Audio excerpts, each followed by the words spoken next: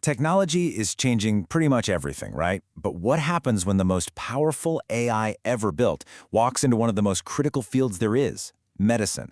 Now, we're not talking about robot surgeons, not yet anyway. We're talking about something happening right now. We're looking at what happens when generative AI gets into the hands of our next generation of doctors, right at the start of their training. Is it going to create a new breed of super doctors, or could it become a mental crutch, weakening the very judgment we trust with our lives? That's the high-stakes question we're diving into. First, let's just set the stage, because becoming a doctor is, well, it's brutal. It's not just about memorizing a mountain of facts. It's about forging the critical reasoning to look at a complex situation, analyze the evidence, and make incredibly tough calls when a patient's life is literally on the line. The pressure is just immense. And right into that pressure cooker, we drop a tool that can summarize a textbook in seconds, draft an essay, or even run a simulated clinical case. So what's the real impact when every single medical student has an AI assistant like that in their pocket? So before we get any further, let's be crystal clear about what kind of AI is stirring up all this debate. The tech at the center of all this is generative AI, or GenAI for short. You know the big names: ChatGPT, Gemini, Claude. At their core, these are models that have been trained on just an unimaginable amount of text from the internet. And their superpower is being able to generate incredibly fluent, human-like responses to pretty much any question you throw at them. And this is where we find the central conflict. On one hand, GenAI looks like an absolute miracle tool for learning. It can be an enhancer, a tireless tutor, a research assistant that can speed everything up. But then you flip the coin, and there's the threat. If a tool does the heavy cognitive lifting for you, what happens to your own ability to think? Could it actually erode the independent judgment that is the absolute hallmark of a great doctor? Okay, let's start with the optimistic view. How can GenAI act as a powerful ally for these students? Well, the benefits are pretty undeniable, especially for students who are just drowning in information. Imagine you're a med student, it's 2 in the morning, and you're stuck on some complex biochemical pathway. Instead of hitting a wall, you can get instant clarification. GenAI can summarize a 50-page research paper in seconds. It can create realistic patient scenarios so you can practice your diagnostic skills. It is a massive productivity booster. This quote from the source paper really captures the ideal scenario perfectly. The keywords here are thoughtfully embedded and supporting rather than replacing. The whole idea isn't for the AI to do the work, but to act as a tool that helps students think more deeply and more effectively for themselves. But that, of course, brings us to the other side of the coin. Is this powerful assistant just becoming a cognitive crutch? Let's explore the peril here. To really understand the risk, you have to get this concept: cognitive autonomy. This is the bedrock of being a doctor. It's that ability to look at a messy, complex situation, weigh all the evidence, and then trust your own judgment to make a decision. It's about thinking for yourself, not just following a pre-written script. And the main threat to that autonomy is something called cognitive offloading. Now, we all do this. Think about it. You use your phone's GPS instead of memorizing directions, right? But when a medical student starts offloading the core tasks of analysis and critical reasoning to an AI, they miss out on the very practice that builds those essential mental muscles in the first place.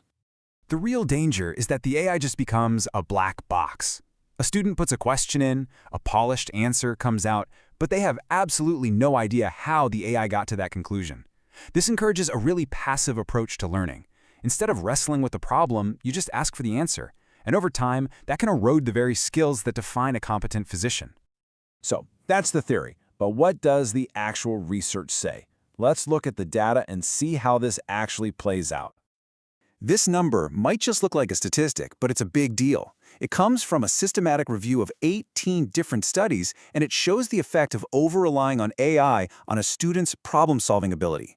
A negative number is bad, and negative 0.41 is considered a significant negative impact. This is concrete evidence that just letting AI take the wheel can actively weaken your cognitive skills. But, of course, the picture is more complicated.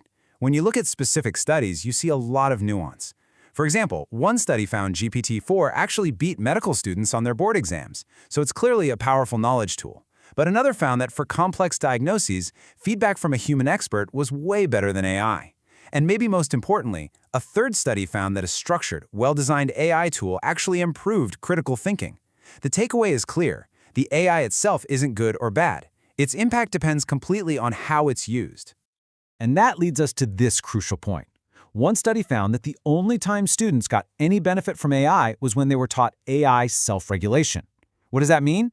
It means they had to actively question the tool, prompting it to check for bias, asking about its limitations. Without that critical engagement, there were zero learning gains, none. And the evidence gets even more stark when you look at the broader pattern.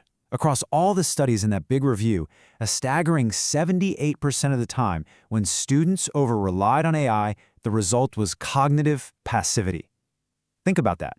More than 3/4 of the time, leaning too heavily on the tool led to less active, less engaged, and ultimately less critical thinking. So the takeaway here is that we can't just hand these tools to students and hope for the best. Medical schools have to actively design a new way of teaching that accounts for AI. So how do we do that? Well, one interesting path forward is to think about using different types of AI. You have generative AI, which is fantastic for brainstorming and coming up with a wide range of possibilities.